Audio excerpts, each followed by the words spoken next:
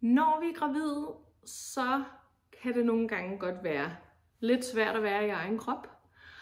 Og jeg kunne godt tænke mig lige at give et par gode råd med på vejen og vise nogle ting, som gjorde det lidt bedre og mere behageligt at være til som gravid, for mig i hvert fald. Det vil jeg gerne lige give videre til dig. Der er sådan en lækker pude her. Philip Baba har lavet en multipude, som egentlig er ligesom en lang pølse. Den kan blive til en armepude senere. Det er ikke det, vi skal snakke om. Men den kan du bruge til at ligge og sove med. Og det gør altså, at den kan ligge rundt om maven, og du lige kan smide benet over, sådan så dit bækken det kan være lige, når du ligger. Det er helt fantastisk. Og det er ligesom, det giver sådan lige lidt lethed, når det godt kan være lidt ubekvemt. Så sådan en pude som den her til at have liggende i sengen, især når du er gravid, men også efter. Så er der noget omkring det her med mavsen og huden, der virkelig godt kan klø, især det sidste trimester, når baby vokser rigtig meget. Huden den giver sig, og det der er i det der, når huden den kommer på lidt overarbejde og bliver spilet ud, så klør det. Og der er der et mærke, der hedder The Weeks, som har lavet en olie. Og den olie, den er lavet til, du kan smøre den på mavsen. Den er lavet blandt andet med mandelolie i, som man ligesom går ind og taler ind i, at den giver noget mere elasticitet til maven.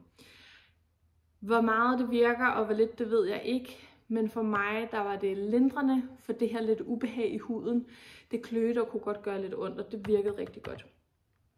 Det der faktisk også er med den, det er, at den er lavet til, at du også kan massere dit mellemkød en lille smule og gøre dig klar til fødslen. Så en 2-i-1 er rigtig lækker olie, både til mavsen og til at gøre dig fødselsklar forneden. Så når vi snakker undertøj, så er der faktisk noget, som du allerede kan begynde at bruge, inden du er født. Efterfødselstrusserne er faktisk lavet til, at du godt kan gå med dem, når du også er højgravid. Så det kan være en meget god idé egentlig at købe dem i god tid, begynde at bruge dem, sådan så det ikke kun er lige når du har født, at du tager dem i brug. De føles så behagelige på. Der er ingen syninger, som trykker ind i den her sådan lidt følsomme hud, især på maven. Så de er altså virkelig gode, og begynd at bruge. Jeg er helt vild med den her arme-BH, hvor der hverken er syninger, der er ikke nogen ting, du skal åbne eller noget. Det er egentlig som en helt særlig rar sports-BH, som ikke er en sports-BH, har jeg lyst til at sige. Men den er altså virkelig god at have på, når man har med boobies. Og med fordel, så lad være med at vente med at bruge den amme-BH, til du er færdig, eller til du skal begynde med at amme. Du kan sagtens begynde at bruge den før, især den her, fordi det er ikke sådan en, du skal åbne eller lukke eller noget. Den er bare vildt rar at have på. Samme koncept som trusserne.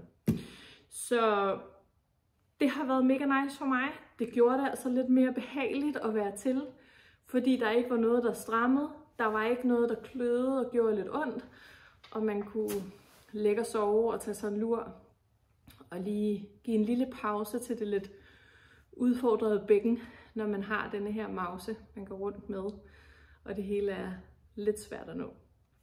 Så jeg håber, du kan bruge det. Det fungerede vildt godt for mig. Jeg havde et rigtig godt sidste trimester, trods at det hele er lidt tungt at være i. Så er der heldigvis nogle muligheder for, at vi kan gøre det godt for os selv. Så spørg mig endelig, hvis der er noget, du gerne vil vide, hvis du vil høre lidt om størrelser, eller hvad der ellers kan være godt, så er det i hvert fald et godt stykke på vej. Rigtig god fornøjelse, og held og lykke med det, der kommer lige om lidt.